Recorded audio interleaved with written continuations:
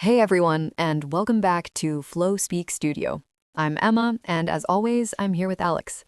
Everyone, I'm Alex, and today's episode is honestly a very personal one because today we're talking about something that sounds simple but feels incredibly heavy for a lot of people. Yeah, today we're talking about saying no. Not the polite no thank you at a restaurant, not the easy no, but the emotional no. The no that makes your chest feel tight, the no that comes with guilt, the no that keeps you awake at night thinking, did I hurt them? Do they hate me now? Am I a bad person for saying no? If you've ever felt that, you're not alone. And what makes this topic even harder is that for many people, learning English, saying no feels twice as difficult because now you're not just managing emotions, you're managing language. You're thinking, is this too direct? Does this sound rude? Am I saying this the wrong way?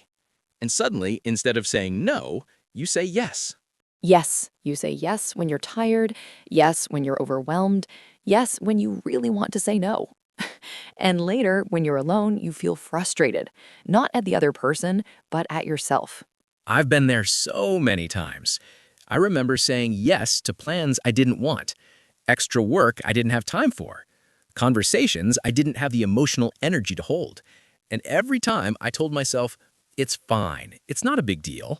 But inside, it was a big deal. And here's the thing, this episode is not about becoming cold. It's not about rejecting people, and it's definitely not about being selfish. It's about learning how to say no without hating yourself afterward. It's about understanding that boundaries don't make you a bad person. They make you an honest one. Exactly. And throughout this episode, we're going to talk about why saying no feels so uncomfortable, where that guilt really comes from, how culture, language, and fear mix together, and how to say no in English in a way that feels human, respectful, and real. We'll also share real stories, moments where we said no, moments where we didn't, and what each of those choices taught us. And later, we'll give you phrases, not robotic phrases, but real, emotional, usable English that helps you protect your space without breaking connection. So if you're listening to this while feeling overwhelmed, feeling stretched too thin, or feeling like you're always saying yes to keep the peace, this episode is for you. Take a breath, take a short pause. You don't need to fix anything right now. You don't need to change who you are. Just stay with us and let's talk about why it's okay to say no. You know, Emma, before we talk about how to say no, I think we need to slow down and talk about why it feels so hard in the first place. Because for most people, the discomfort doesn't come from the word no itself. It comes from everything we imagine happens after we say it. Yes. And that imagining can be exhausting. Your brain doesn't just say, I'll say no. It creates a whole movie. You imagine their face, their reaction, their silence afterward. You imagine awkwardness, distance, maybe even rejection. And all of that happens before you've even opened your mouth. Exactly. It's like your brain runs 10 worst-case scenarios in 3 seconds. You say no, and suddenly your brain says, they'll think I'm selfish. They won't ask me again. I'm letting them down. And the truth is, most of those thoughts have nothing to do with the other person. They're about us. They're about how we were taught to be. Many of us grew up learning that being good means being helpful, available, agreeable, easy to be around. And saying no feels like breaking an invisible rule, like we're stepping outside the role we're supposed to play. Yes. And I think that's where the guilt starts. Not because we're doing something wrong, but because we're doing something unfamiliar. I remember a moment very clearly.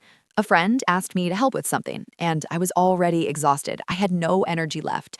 I stared at my phone for 5 minutes, 5 full minutes. I typed a yes, deleted it, typed another yes, deleted it again, and when I finally typed, I'm really sorry, I can't this time, my hands were shaking over a text. Wow, that hits close to home.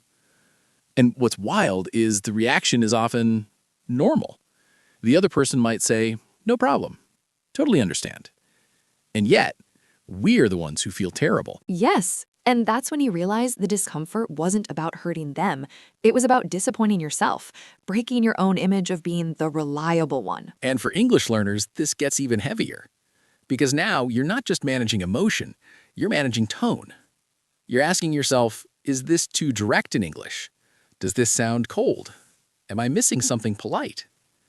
So instead of trusting your intention, you doubt your language. And when you doubt your language, you default to safety. So for many people, safety looks like saying yes. There's also something else here: culture.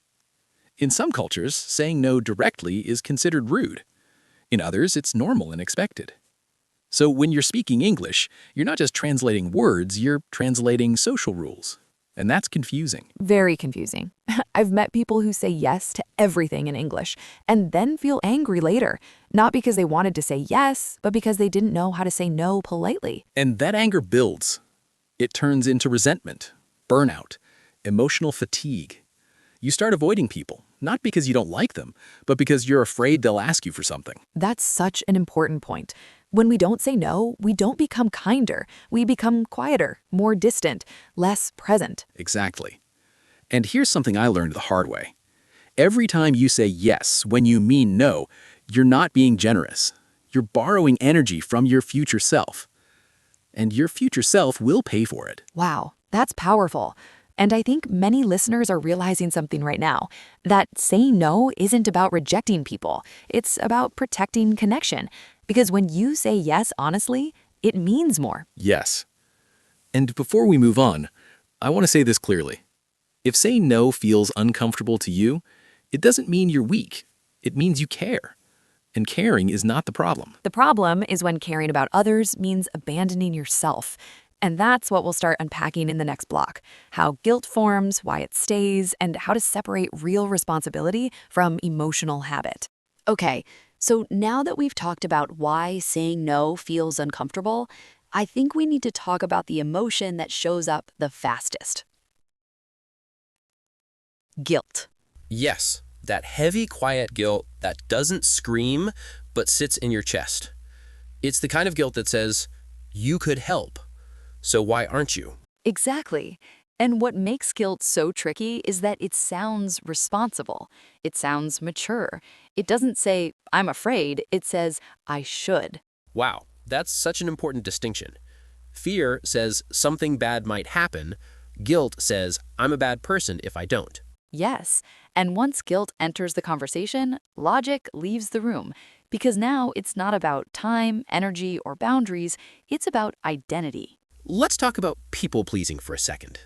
Slower pace because many people don't even realize they're doing it. They think they're just being nice, helpful, easygoing. But people-pleasing is not kindness, it's self-erasure.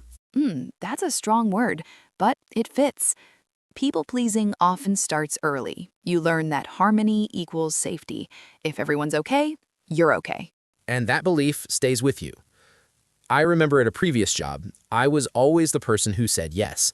Extra tasks? Yes. Last-minute meetings? Yes. Covering for someone? Yes. At first, I felt proud, needed. But slowly, I felt invisible.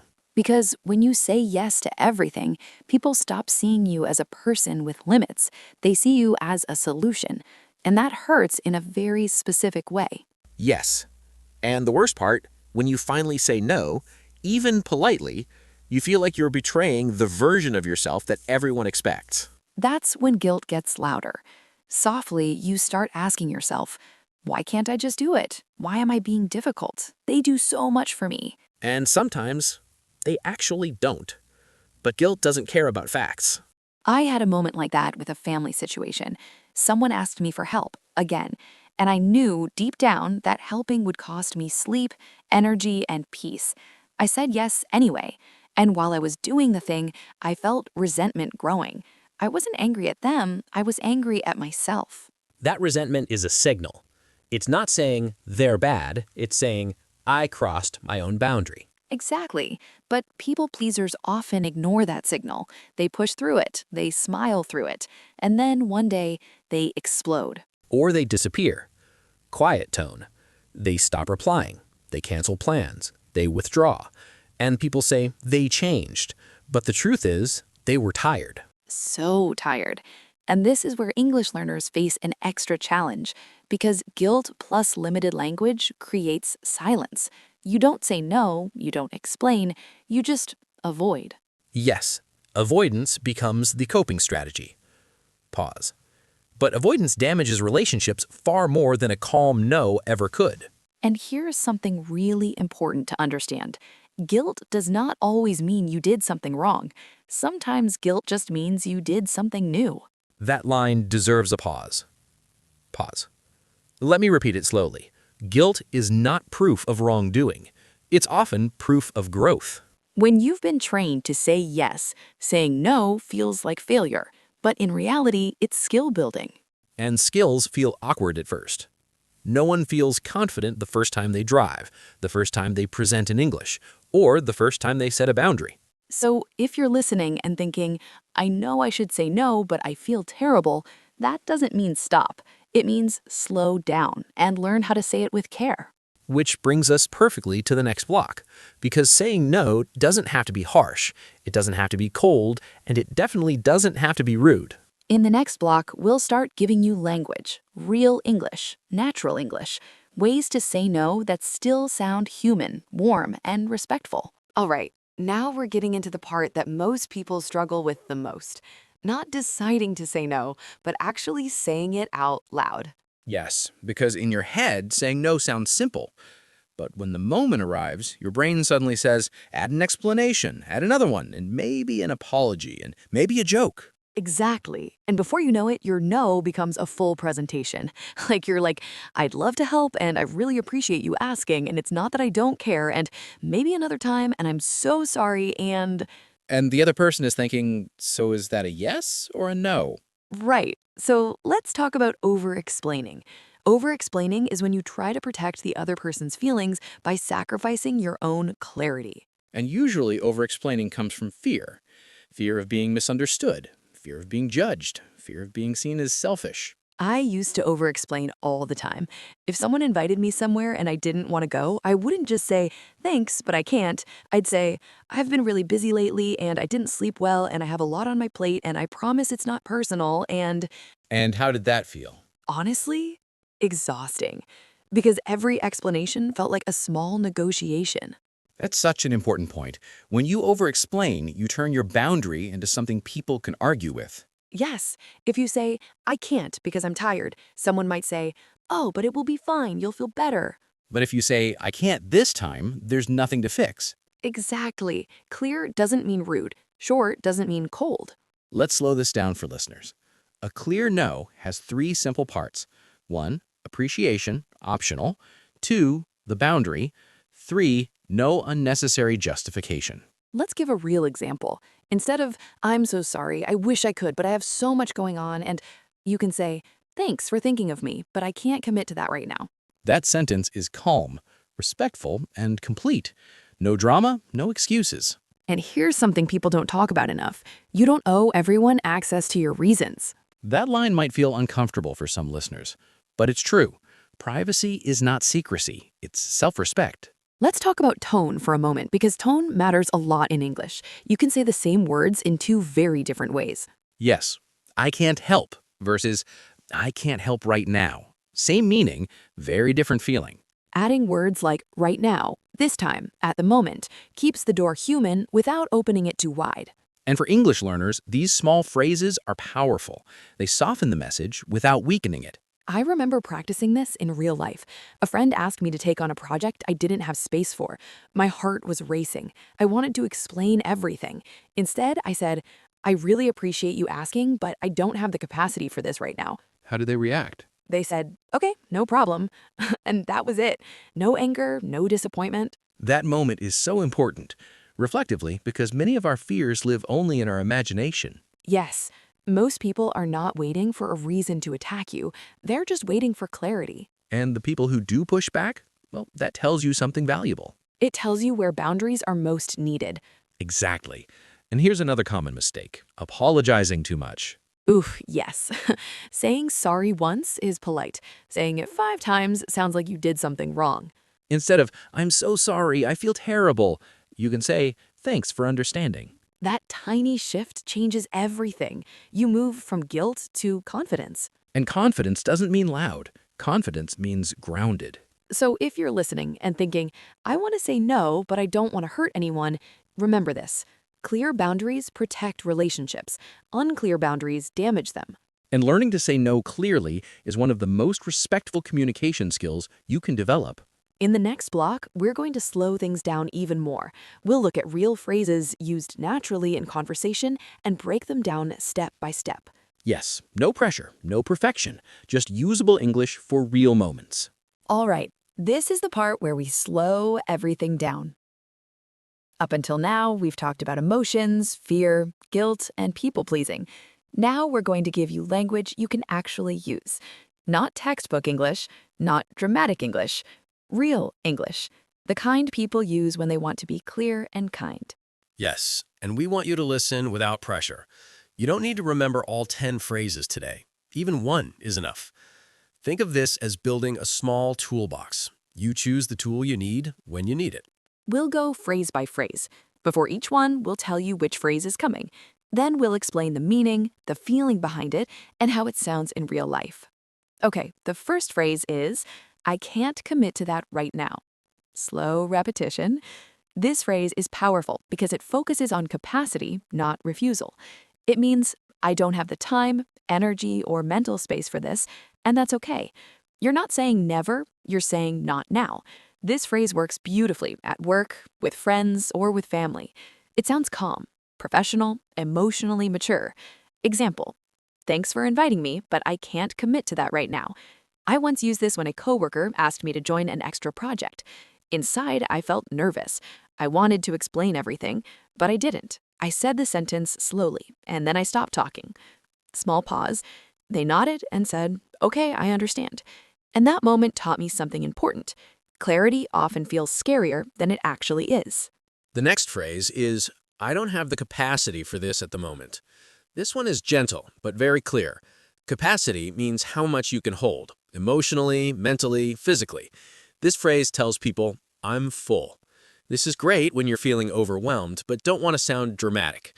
Example, I really appreciate the opportunity, but I don't have the capacity for this at the moment. I used this with a friend who often asked for emotional support. I cared deeply, but I was exhausted. When I said this, my voice was calm, and surprisingly, they said, thank you for telling me honestly. That moment strengthened the relationship instead of hurting it. The next phrase is, that doesn't work for me right now. Short, simple, balanced. This phrase centers you without blaming anyone. Perfect for scheduling, plans, favors, or expectations. Example, Saturday doesn't work for me right now. I used to add excuses to this sentence. Now I don't. And something interesting happened. People stopped negotiating because the sentence was complete. The next phrase is, I need to pass this time. This one sounds calm and final without being cold. You're choosing not to participate, and that's okay. Great for invitations or optional commitments. Example, I'm going to pass this time, but thank you for asking. I used this with friends who invited me out during a stressful week. Instead of guilt, I felt relief, and the world didn't end. The next phrase is, I'm not able to help with that. This phrase removes emotion and focuses on reality.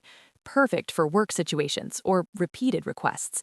Example, I'm not able to help with that, but I hope it goes well. This phrase helped me stop overgiving. I realized helping is a choice, not an obligation. The next phrase is, I need to protect my time right now. Your time is valuable. This phrase says that clearly, without apology. Best used when you're stretched thin. Example, I need to protect my time right now, so I can't take this on. The first time I said this, my hands were shaking. The second time, they weren't. The next phrase is, I'm saying no so I don't burn out. This phrase explains why, but without over-explaining. Great with people who respect honesty.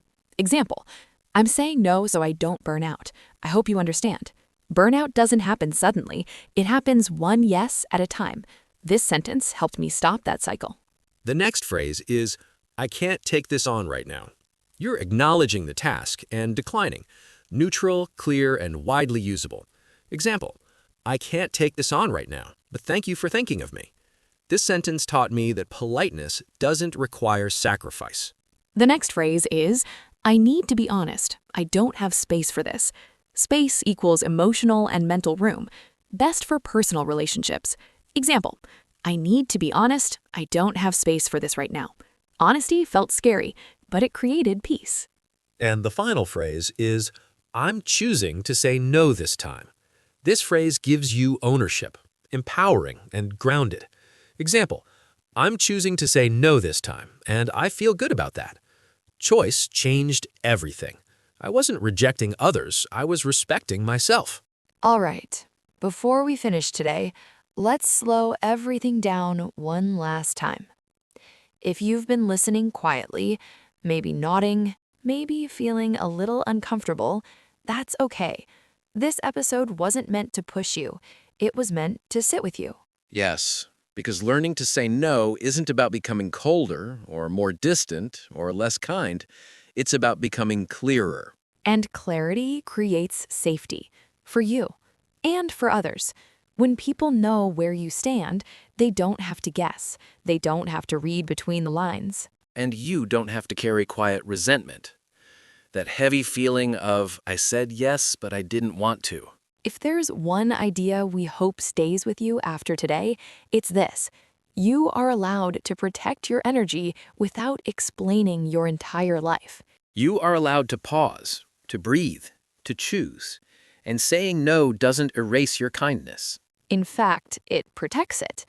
Because when you say yes from a full place, it sounds different. It feels different. And if you're learning English, remember this. You don't need perfect words to set boundaries. Simple English spoken calmly is more powerful than complicated English spoken with fear. Maybe this week you don't change everything. Maybe you don't suddenly say no to everyone. Maybe you just notice. You notice the moment when your body tightens, when your heart says yes, but your energy says no.